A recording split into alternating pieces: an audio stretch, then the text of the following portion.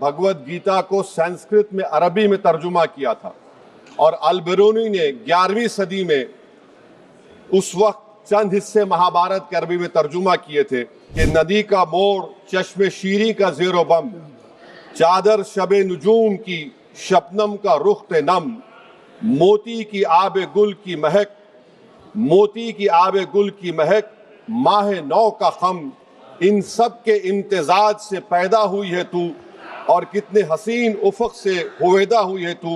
विषय उठाया, उसको रिस्पॉन्स किया उन्होंने। अरबी और उर्दू की जामिया मुल्क के मुख्तलिफ रियासतों में कायम किया जाए। मोहतरम चेयरमैन साहब, अरबी और उर्दू महज एक ज़बान नहीं है, बल्कि ये हमारी इस मुल्क एक अजीम तहजीबी विरसा भी है और अक़वाम मुत्तहिदा के 6 ऑफिशियल लैंग्वेजेस में अरबी को माना गया और ये हमारे एक सॉफ्ट पावर के लिए, हमारी एक तहजीबी डिप्लोमेसी में एक बहुत बड़ा रोल अदा करता है अरब दुनिया से ताल्लुकात को फ़रोग़ देने के लिए। दूसरी तरफ चेयरमैन साहब, उर्दू हमारे आज शेड्यूल में 22 ऑफिशियल लैंग्वेजेस में उसको जगह दी गई है।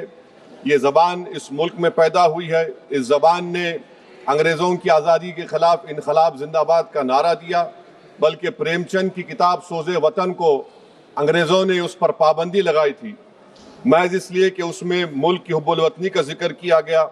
सर, आप जानते हैं कि इस मुल्क में उर्दू बोलने वालों की तादाद कम हो रही है, इसीलिए मैं हुकूमत से इस बात का मुतालबा करता हूँ कि अरबी और उर्दू तालीम के फ़रोग़ के लिए मुल्क के मुख्तलिफ़ रियासतों में अच्छे इंफ्रास्ट्रक्चर के साथ एक जामिया को क़ायम किया जाए।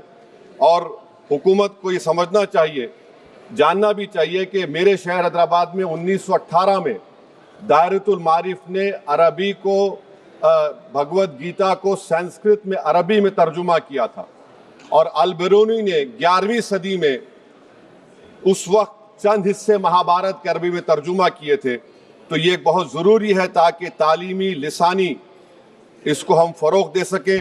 और सर, मैं अपनी बात को ख़त्म करता हूँ। आप उर्दू शायरी को जानते हैं कि जोश ने उर्दू के बारे में शेर कहा था कि नदी का मोड़, चश्मे शीरी का ज़ेरो बम, चादर शबे नुजूम की, शबनम का रुख्त नम, मोती की आबे गुल की महक, मोती की आबे गुल की महक, माह नौ का खम, इन सब के इम्तिजाज से पैदा हुई है तू और कितने हसीन उफक से हुवेदा हुई है तू।